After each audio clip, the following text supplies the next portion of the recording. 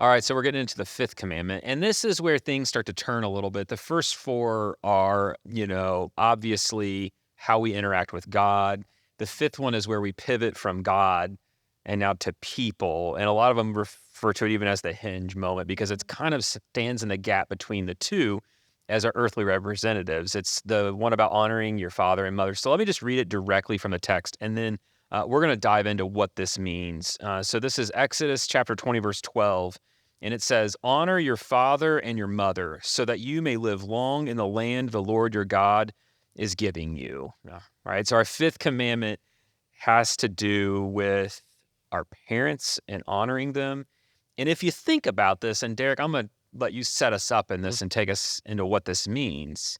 If you think about most of our lives and the lives of people we know, the massive impact our parents make on who we become, good or bad, it begins with this. This is the heartbeat of so much of the upbringing and the who we become. My joke with my wife all the time, and she says it back to me, is don't worry, we will pay for the therapy for our kids later when they're replaying this situation that we've horribly parented through. So Derek, what does honor your father and mother mean? Take us inside what the Bible's saying here. Yeah, I think it's interesting that, as soon as these start to flip, that it starts with, honor your father and mother. And so I think there's a certain, societal aspect to this that's extremely important. I think our parents, really they've given us life. They've brought us to life. And there's so much responsibility that they've had throughout the course of our life. And yet there's so many of us that, may be watching this, or one of us on the team that's like, hey, well, like that's really tough, like for me to honor my father and mother because of X, Y, and Z.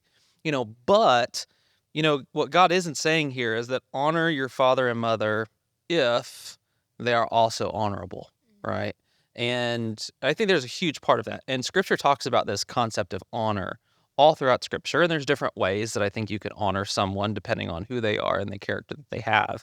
I mean, and I think it's, there's a promise with it. There's just so much throughout Scripture that ties into it. I mean, literally the next chapter, he's talking about whoever strikes his father or mother shall be put to death. Whoever curses his father or his mother shall be put to death. It's very important to him.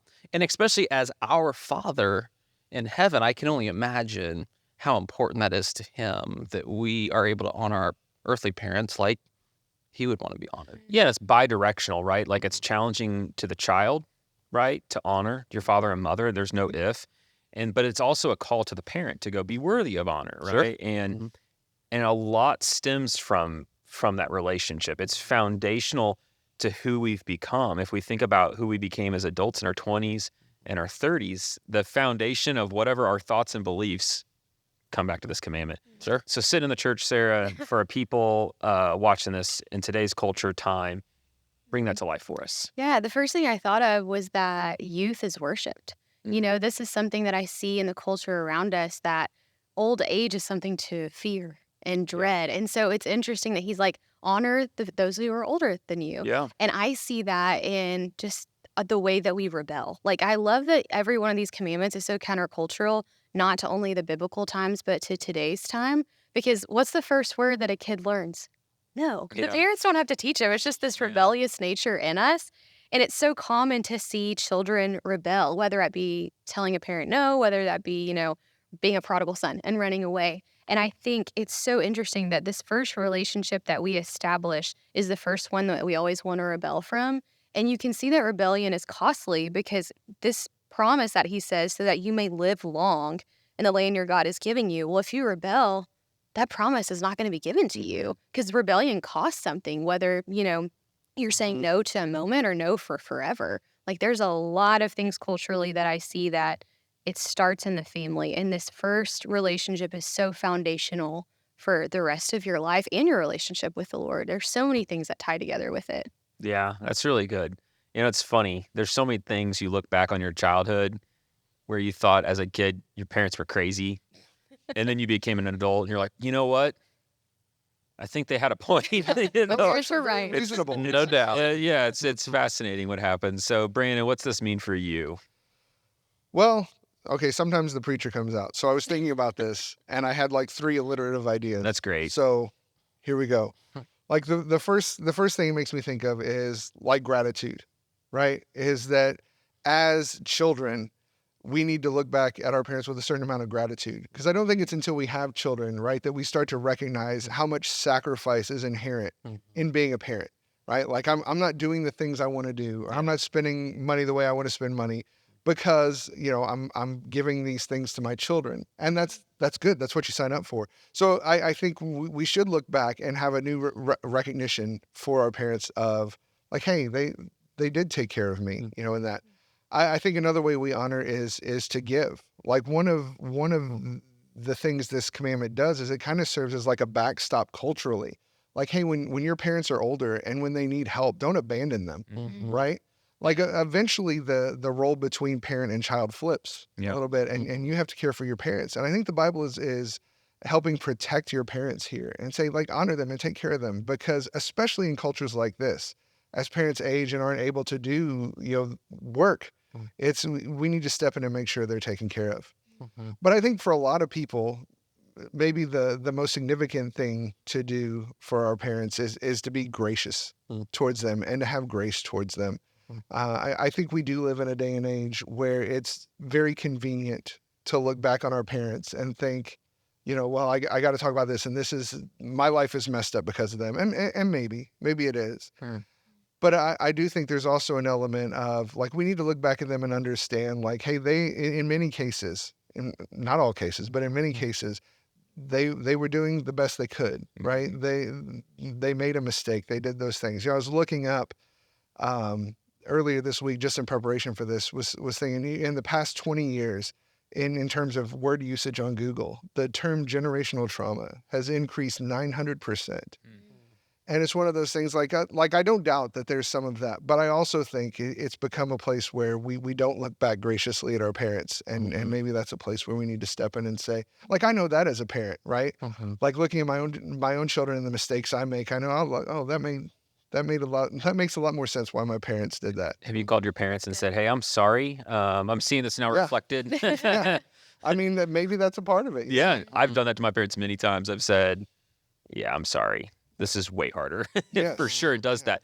Now let's center back to spiritually what's going on. Okay, for the last couple of minutes here, spiritually, what's going on is our parents represent God, right? Our parents are the ones that really reflect that. Yeah. I want us to zoom in here, and I'm going to ask you guys this question over here.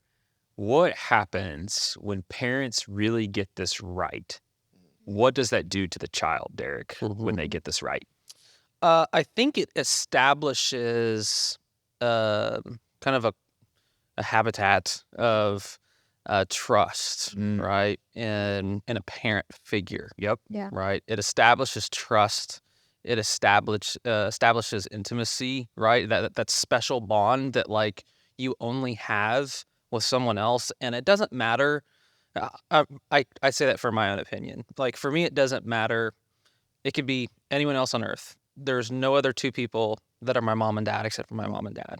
And so that's a reason that I think that's one of the reasons why things can go sideways and things can go really awesome, because they have an opportunity to impact you in ways that literally no one else can. And no one's perfect. None of us here do it perfectly with our kids. But in a very healthy sense, it gives you this sense of trust. And as a Christian, like part of our journey is to be willingly submissive to what our Father wants for our life. And we're able to do that a lot easier when we've learned how to have this deep-rooted trust in someone that cares for us. Because on the flip side, when that's been ruined, it's almost impossible to get there. There is nothing more terrifying as a father to recognize that the way my children are going to understand God as their father is how I've been a father to them. Yeah. It's absolutely terrifying. Yeah, and I'll keep returning to this. This gives us a new lens to look at the world, right? And it's to look at the job as a parent through the lens of representing God. This is that pivot, right, to relationships and an upward relationship with God. And the other thing is it's a reflection point. What if we as Christians, if we live this out, this commandment became how we honored our father and mother, it reflects to the whole world. It's so different than the way the rest of the world looks that when we live this out, we begin to reflect the glory of God.